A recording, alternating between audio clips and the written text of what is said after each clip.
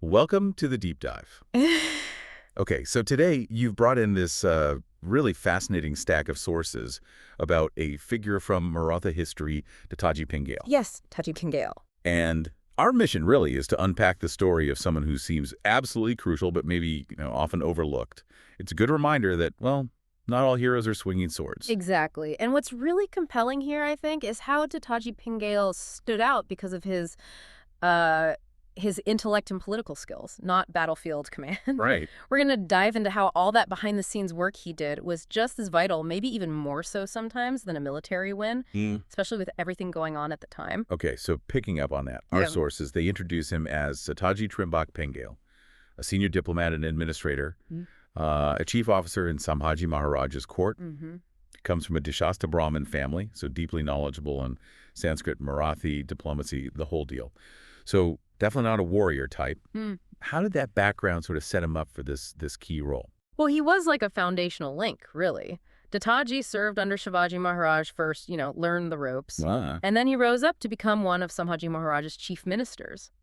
After 1680 especially, our sources show him as one of Sambhaji's really close administrative advisors. So like the go-to guy? Yeah, pretty much. He was effectively the main go-between connecting the king and the nobility. Just imagine the weight of that job, during a tricky transition period. And it wasn't just about relaying messages, was it? I mean, the sources really emphasize his big roles during Sambhaji's time. Yeah. Especially with that huge Mughal-Maratha conflict going on. Oh, absolutely. Right from Sambhaji's accession, 1680, it says he was key in getting the kingdom's administration set up again after Shivaji's death.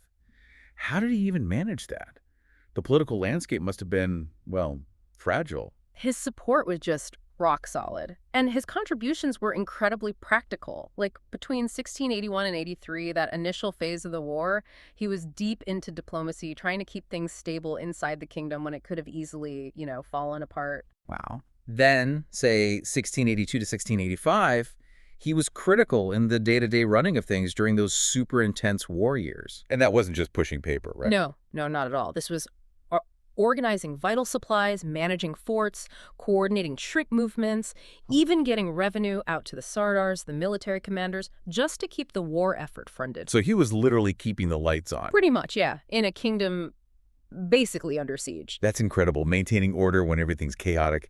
So, okay, he's not leading the charge, but his strategic impact, his organizational impact, it was huge. Immense. What was it about him? What specific qualities let him juggle all that and keep things stable? It must have been unbelievably stressful. The sources point to a few key things. He was known for just profound political wisdom, great planning skills, just really, really smart. Okay. Beyond that, loyalty, fiercely loyal, served both Shivaji and Sambhaji through everything. He's also painted as this exceptional organizer, able to keep complex systems running even with constant Mughal attacks. And a top-notch diplomat, often trusted with really sensitive negotiation missions with neighbors. He sounds like the strategic brain of the whole operation. Yeah, he really embodied that, the strategic brainpower of the Maratha resistance. So his legacy, then, it's not about those big, flashy battlefield moments. It's about the consistent, vital work that often just doesn't get noticed. Exactly. It's interesting, too, there's no clear record of how or when he died, but he keeps popping up in the Marathi chronicles as this indispensable background figure. Indeed. And his story really is, well, quite inspiring. It shows that brains and diplomacy were absolutely crucial for the Marathas to survive that immense Mughal pressure. He was that quiet strength, the one that lets others shine out front. So what does Dattaji Pingale's story kind of mean for us today? Our sources make it clear, they say he ensured that the kingdom's wheels kept turning behind the scenes. It really makes you think, doesn't it, about all the unseen work that goes into any major success. What kind of Dattaji Pingale is these essential background players do you see or need in the big projects you encounter? That's a great question to ponder.